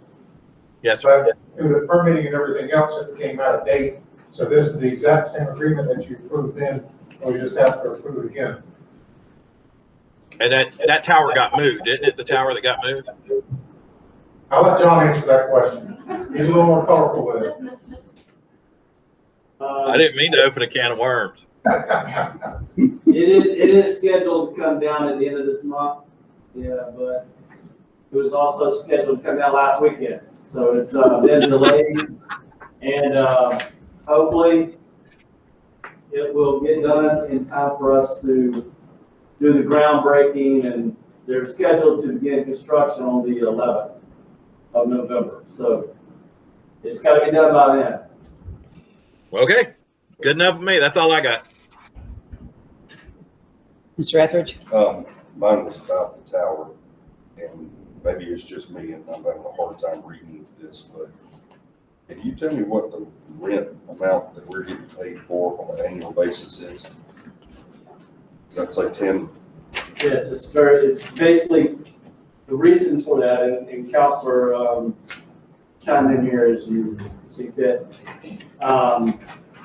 We weren't getting paid too much more than that currently on the current, location.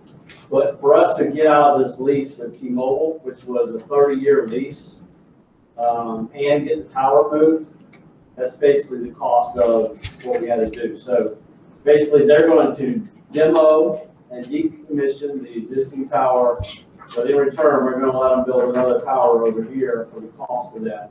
Our cost estimates were somewhere between $300,000 and $500,000 in some of the construction costs, and that, then on top of that, the lease amount. Counselor, you dealt with the attorneys, and I didn't, but one of the things that's happening here is we're going from a tower lease where we own the tower and we were renting space on it to just a ground lease or a site lease. We're leasing the dirt.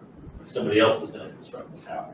That gets us out of the tower business, which is not our expertise, and solves the big problem of us not having to expend the money to decommission the tower, move it out of the way, and cooperating with our partner T-Mobile, who had a right to keep the tower in the same location for the next 30 years, which is going to hold up this construction project. Thank you. That's all I have. Okay, you have none, Mr. Coward?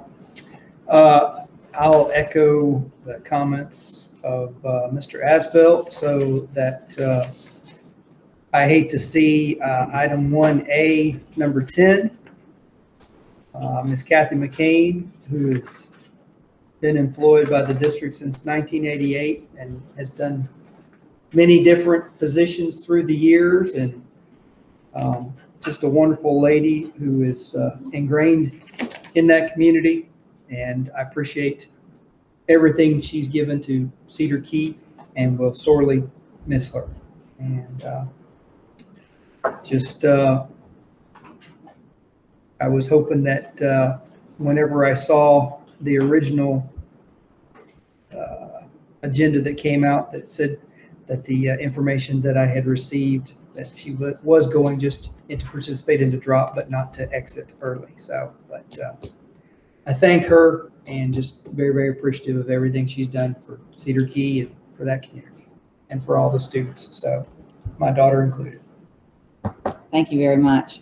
My question was certainly about the value of real estate. I believe that the value of real estate and the value of the taxpayers that we're asking and we're not getting on that tower. $10 is just in a contract, blows my mind. I understand completely about moving the tower, and it needs to be moved, and it's definitely best for the school. But that is valuable real estate, so I really question that. I really do. Just the $10. Mr. Delaney, the contract that we had before that we signed, it was a different contract. It was, I cannot remember the name of the company. Was that the moving company, or that was the company that was doing the construction, or what? You might be talking about Next Tower. Next Tower, yes. Next Tower is going to construct a tower on our property. Right. And we've given a portion of it for the guy wires, some base equipment, and for the tower to exist. We're not giving away all of the back 40 behind the high school, but just the area that they need. And I'm sorry, it may be longer, but I mean, it's less than an acre is my recollection. It's pretty small amount. But there is a company that contracts with T-Mobile to build a tower. And so they are in the tower business. They know how to take towers down, put towers up, get all the FCC and permitting and approval and things like that. And so they are going to be building this tower on our property and then leasing space on it to T-Mobile. And they're also giving us some benefits. They're providing space on that tower for us, if we have communications equipment that we want to put on this new tower, for either our buses or over the next several decades, if we have, internet communications equipment that we would like to place on there, we've got some benefits with that. We have a contract for that. That's as part of this lease. That says that in the lease, so that we can use that, full rights to the tower, and we can put our equipment on that.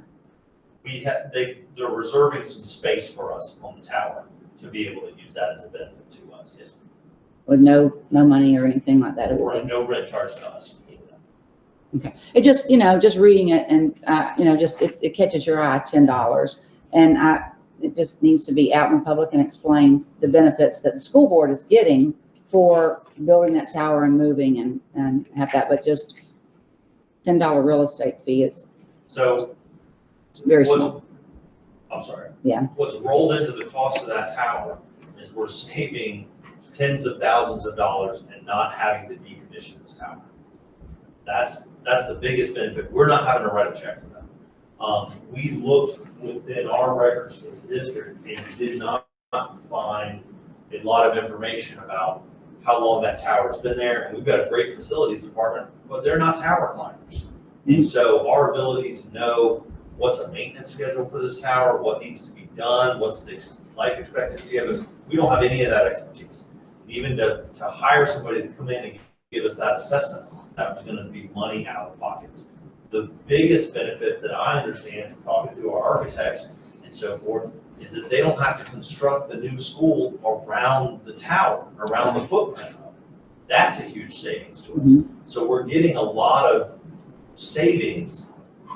We're doing a lot of cost avoidance by getting this tower moved for free, and we don't have to be in the tower business anymore. We can be in the, here's some agricultural land that's not gonna impede what we were already doing with it business. That helps. So does that mean that it is T-Mobile's tower, and does that mean that they can put clients on there and they can rent space? I think it's Next Tower is the company that's gonna own the tower. Their primary client is going to be T-Mobile. T-Mobile is gonna provide that community benefit of good cell service to everybody in the area, including people on campus who might need to access cellular service for emergencies or whatever it might be on their phone. So that's gonna be another benefit to us. But Next Tower is going to have some space. I don't know exactly how much. Next Tower is going to be able to lease space, I believe, to other people besides T-Mobile. I don't see any prohibition in this contract that would prevent them from doing it. But it's my understanding their primary client is going to be T-Mobile, and they've reserved some space for us on that tower as well. And things like emergency communications for the county and so forth. Thank you. If there are no other questions, do I hear a motion to approve our consent agenda? So moved. I have a motion and a second. Any other discussion? All in favor? Aye. Any opposed? Motion passes. Okay, Mr. Edison, comments. Just a few, I think I've put some face masks, we're talking about the Park School Board Association. They sent us a box of face masks that are back here, and several of our principals have gone through there, and I've sent, I put one, I think, are blue on your desk, what they are. And then we've also received, and I forget who they come from, another 14,000 face masks. I don't remember where they come from, but anyhow, those will be distributed out to our schools. So that's that. We've also, it was referenced earlier today, we received, and this actually comes down from the president to the governor to Jacob Oliva to us, some instant tests or rapid tests. And we have 120, we have 119 now. And so we work with our health department and develop protocols for using those. And primarily those will be for staff. You know, and what they are is if somebody is feeling bad, you go get a test to find out if you're positive or not for COVID. And so if they're negative, you know, you're sick, but you're not that sick. That kind of sick, I guess. So also you have Ms. Hogan talked with you about a special call board meeting on the 5th, and that is to approve the plans and do all the stuff we need to do for the GMP for the school, and then we're planning groundbreaking. And I'll work with Ms. Brookins and any of y'all as far as the details. I've already talked to Ms. McCullough about some ideas about who to have. So we'll work with Ms. Brookins on that. We'd like the band to be there and play. And somebody was telling me about they got a special mouth. I don't see it. I guess mask for that. Never seen them, but they play your trumpet and be masked. Mm-hmm. Good. All right, thank you very much, and I think we've all been contacted and we'll be at the special board meeting. I'll start with board comments, and I'll start with Mr. Asbel.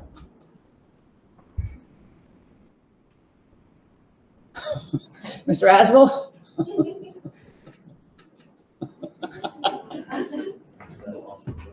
I'll start with. This might be a first. Cameron is speechless. Hold on. I'm steady talking to y'all, and I couldn't get the microphone to cut on. I'm glad it didn't cut on because there was bad language, okay? And I'm a better man than that. I just want to again say how tickled I am that Rod came tonight and made that presentation. You know, a lot of times, and I want to say thank you to the superintendent and everybody who made sure that they could be here. A lot of times those kids in those programs, we send them off and we don't know what happens. And I always hear this. I don't know if any of you, my fellow school board members, hear this, but I hear this. Oh, there's bad kids. They're not bad kids. They're just kids that made a mistake. And Rod is giving them something positive there. And it's really, really cool. And I think that is awesome. I hope to be able to be with y'all next time we meet. This was not planned. This was a last minute thing. And I apologize. And I had a list of things I was going to go over, and it's not with me. So I don't have it with me, and I'm not as prepared as I was. But I'll be there next time with a whole laundry list of stuff I was going to bring up. But once again, I just want to reiterate how proud I am of Rod and that presentation tonight. All right? That's all I got. Thank you. Thank you. Mr. Cowart, I'll start with you. I appreciate, so we got some information. I'm not sure if everybody got this. So, but anyway, so appreciate our ninth grade class from Cedar Key taking an interest. So feeling that the book, The Land Remembered, should be a part of every ninth grader in Levy County. So it's always good to hear from our students. So, and I think that it's obviously a great book.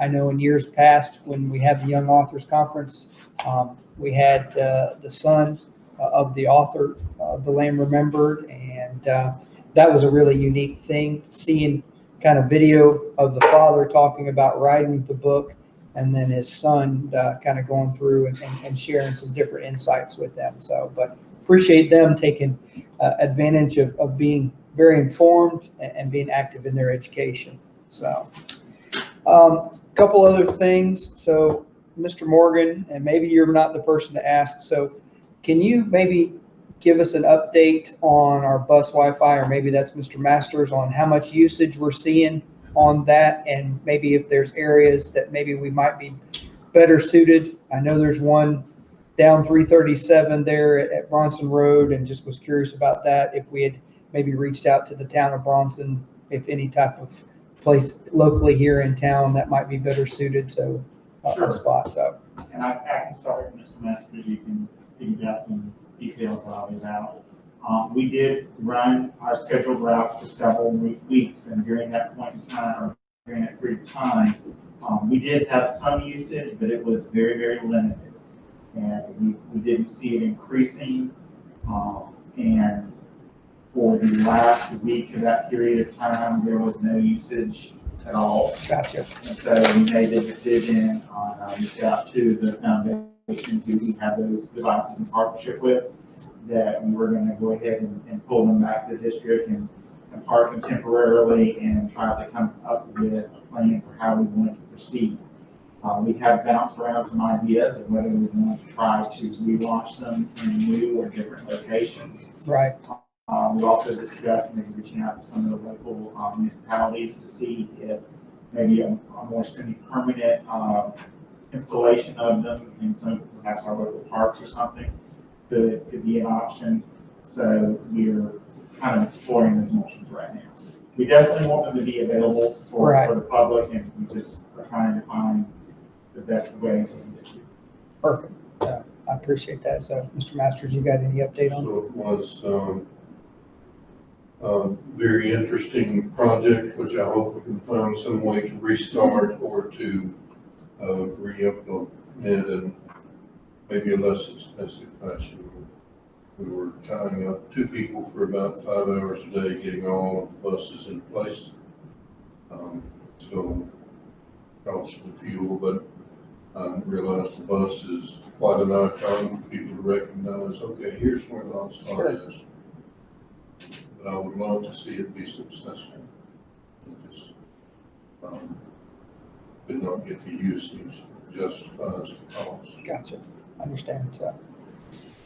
And then 2 other things. So the Cedar Key Hospitality Program has a fishing tournament coming up in November. So, and if you'd like to be a sponsor, so talk to me. I'll get you the information. And then also, because of COVID, the school's foundation is kind of changing, and so we've decided to postpone the Beast Feast. And in place of what's going to happen is we're going to do the Beast Feast in the spring, February. The date is coming up, so we're going to discuss that in November. So, and then move the gala to the fall. So flip-flop those. It's something that we've been talking about and thought maybe having a little bit cooler weather. So even though we have a wonderful shaded spot that Mr. Etheridge gives us, so that sometimes it's still 95 degrees up there. So but anyway, so that's going to happen. So in place of the Beast Feast, we are doing, it's the Great Giving Levy County. And what they're doing is we're piggybacking off something we saw our neighbors to the north. We're going to sell 300 tickets at $50 a piece, and there's going to be 5 cash prizes.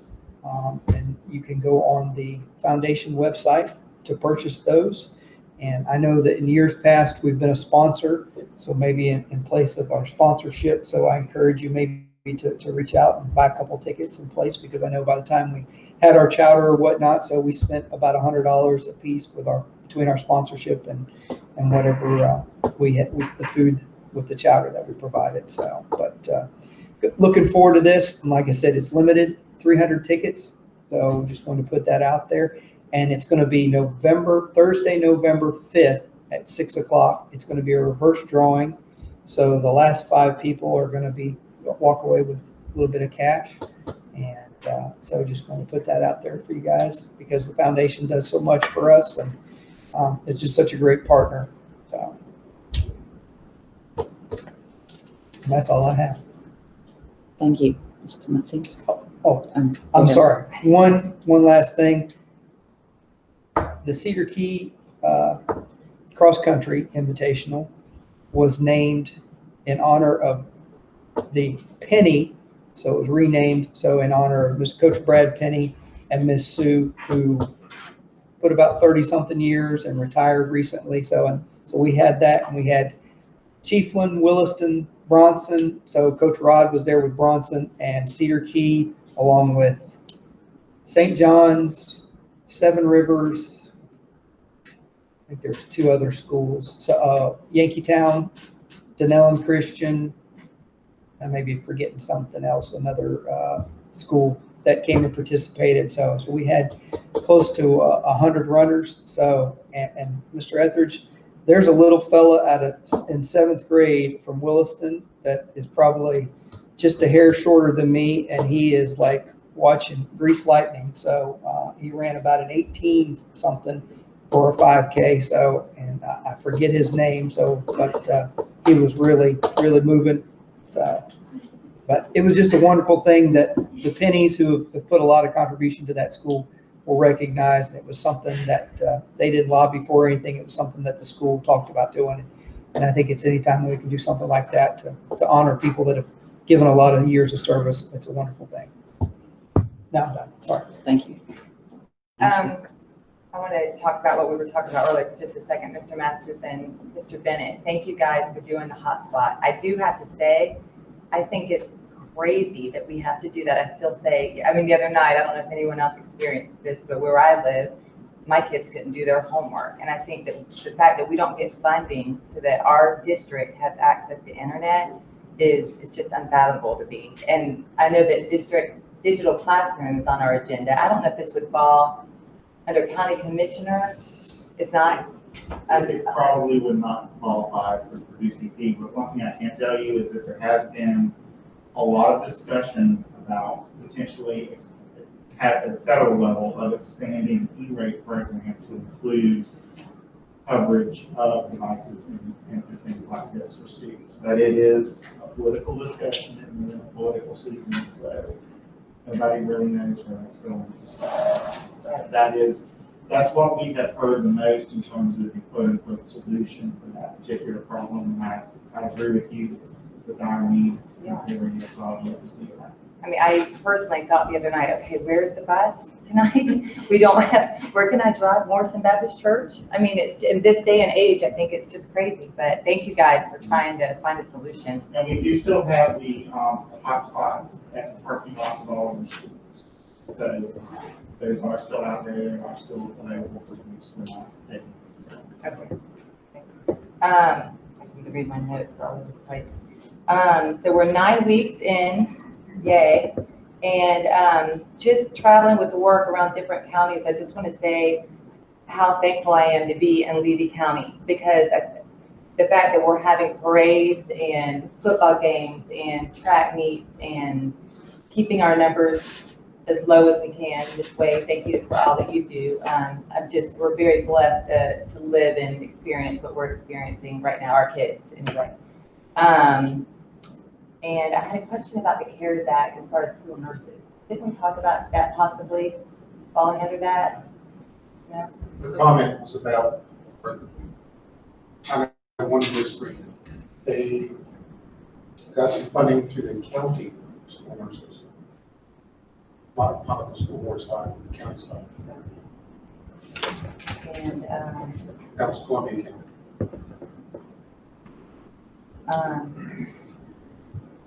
Ms. Lewis, one quick question. Candace, as far as the training or the update, do you have any updates on how that's going with teachers? It seems to have all been kind of flowing, but.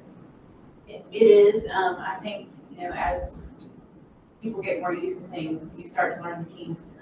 Heather Rollins, our literacy coach, has been a huge support to our teachers as things, tricky little things come up. She jumped right in and helped support them. We have our campus cadre that is in between meetings, and they've got a project that they're working on to create some short video snippets for teachers if they want to do certain things.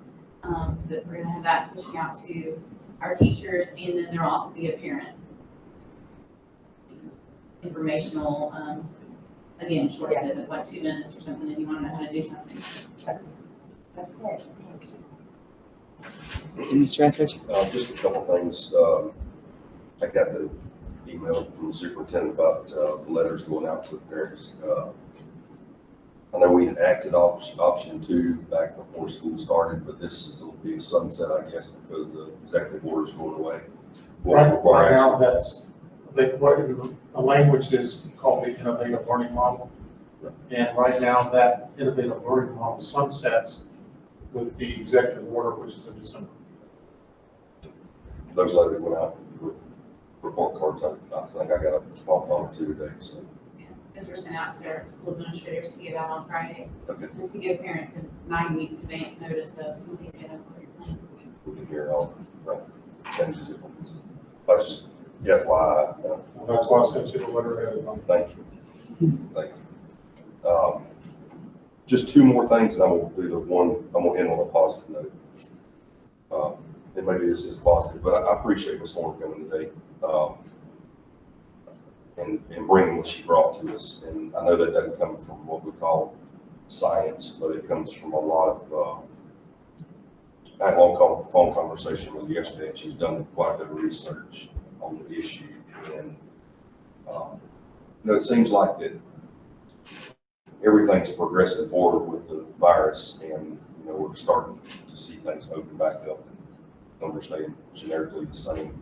And I ponder the idea and what she's talking about, that sometime in the future, because we have not seen the progression of change within the CDC or our health department in moving forward and changing some of our guidelines. So, I guess I made a mistake the other day when someone said that the health department said we're following the guidelines that the school board set in place. And I said, well, we didn't put anything in place. But I guess we did put some in place because we said we would follow the guidelines of the health department. So I've been getting a lot of these phone calls back and forth, and I understand it. And I've come up with a general thing. There's a lot of questions that don't have answers. And I get more and more of them every day. Some things that we're enacting, I won't necessarily say within our county, but around the state, followed by these guidelines, do not make a lot of common sense, and they're not scientific. So I'm not going to go any further than that, other than if we are following our policies that we endorsed, which I really didn't think we were doing when we opened the schools on my behalf, then I would like to look back at our policies that we have within our county a little bit, and I'll do that personally, maybe bring them back to the board, but I didn't know we were generically, because we're following their guidelines, they're our policies.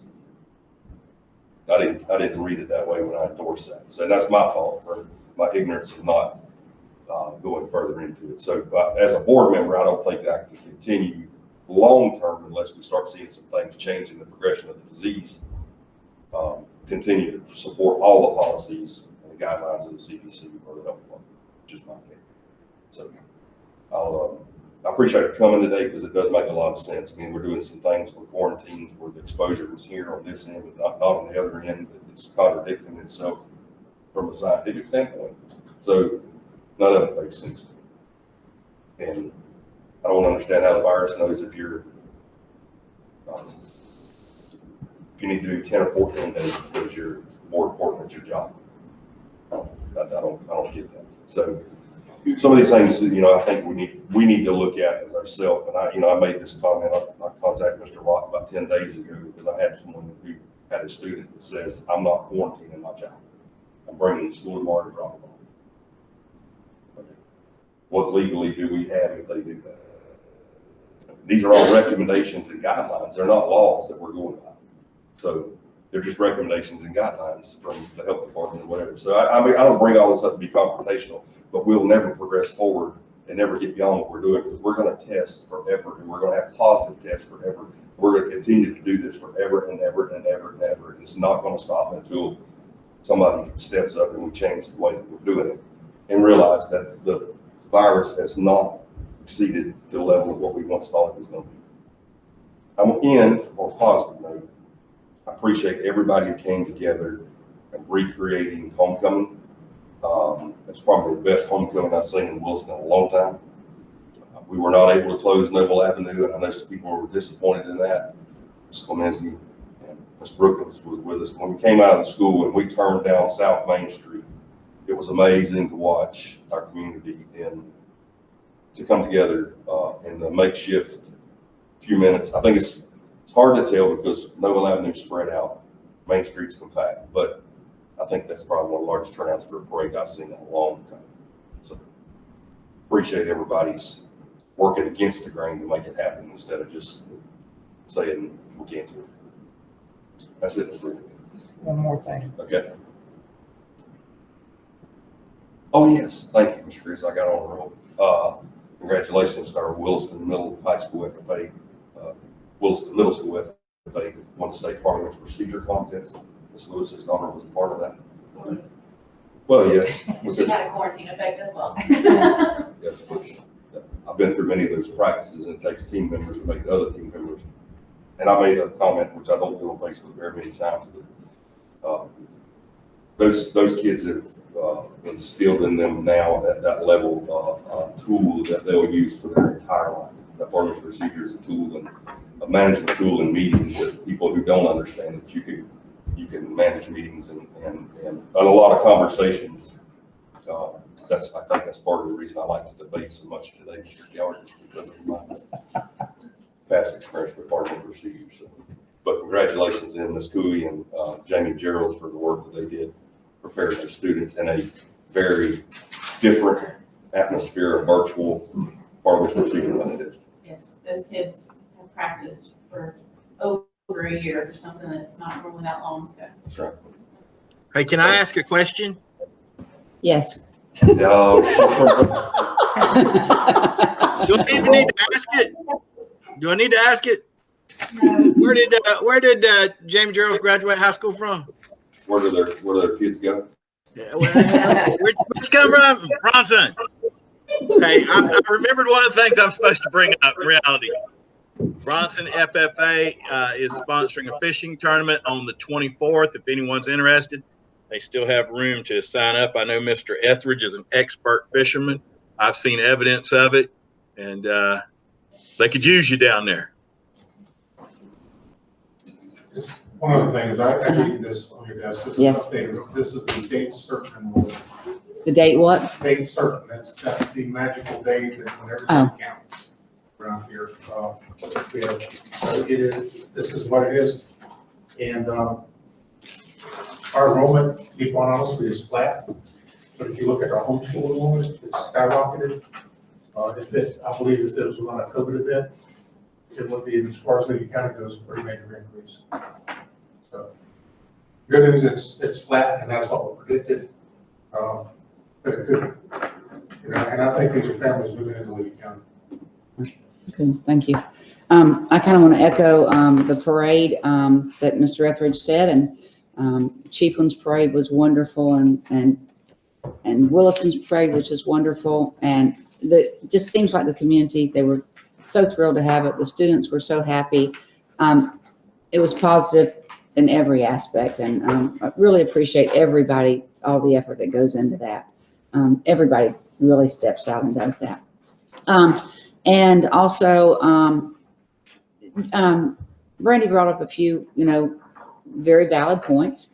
But what I do want to clarify is, Ms. Edison, you said it's our policy. We're going on the guidelines and recommendations of the health department, but we did not adopt that into policy. Is that correct? Well, that is the opening plan that you approved to do that. Right. Okay. Our opening plan, but it's not one of our board's Everything set you do is policies. policy, whether it's the code of conduct doesn't say policy on it, but it's a policy because you vote on it and you approve it. So everything that we do really is your policy, whether it's a policy book or not. It's a policy, it's the rule that we have to follow. Right. And those were the recommendations from the health department, and they were given Those to are the us. guidelines that they're Right. using statewide. Right.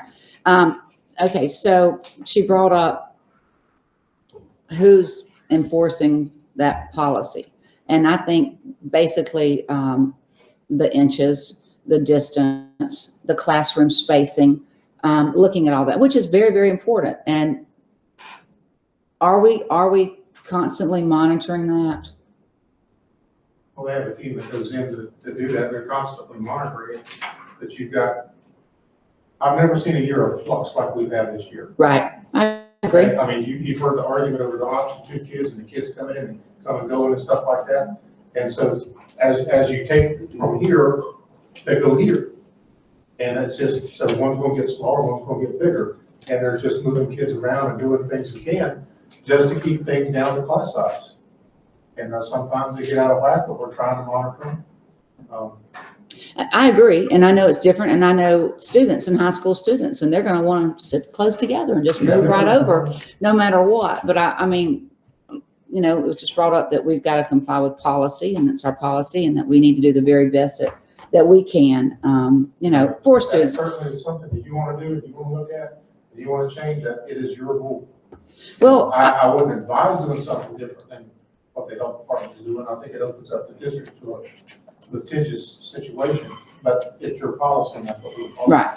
So I'm just bringing this up, and if it's something that the board members want to do or look at or reevaluate, or something that's up to everyone. It's not, but I'm just bringing that up. And I think she had some valid points because it's a parent that I do know personally, but it's a parent that truly cares about the students being in school. And I know that her child is not learning, virtually, and her child is not succeeding, and, AP classes are harder. So, and I think it's a goal that we all want, we don't want that option too. We want our students in the classroom, and I think that they do. I believe in the classroom. I believe in the teachers so much. So that's my point, that, are we making sure we're doing all we can to keep our students in school? And my point is also the letter that also came in on. Right. We've got those parents too. And we do. We represent all of them. We do, and we represent all of them. So that is a very valid point, and it's our responsibility to look at everything and consider. Right. But I do think then, we've got things, but I think we should always constantly monitor, look.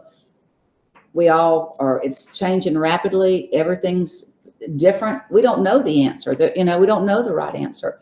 But if we can just continue to look at it and from everybody's perspective too.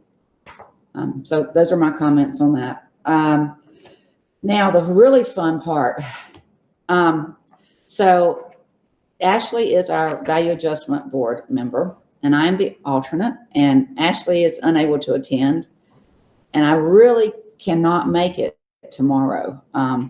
Is there anybody that would like to volunteer, Cameron? Anybody to go to the board meeting tomorrow morning at 9 a.m.? I'll be there. My mouse has quit working, so I couldn't answer you immediately. The whole reason I'm not there with you right now, ordinarily I would gladly go. The whole reason I'm not there with you right now is I have a child that's being tested for COVID. We don't believe he has anything, but I'd rather be safe than sorry, and I don't want to expose anybody. Right.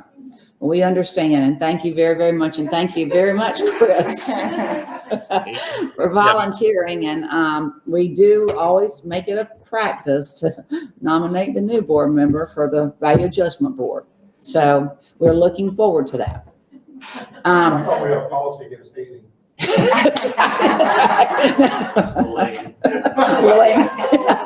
Bullying. But thank you very, very much, Chris. Help me out on that. We do appreciate it. Those are all the comments that I have. And do we have a, okay. All right. There are no other comments. Thank you very much. Meeting is adjourned to executive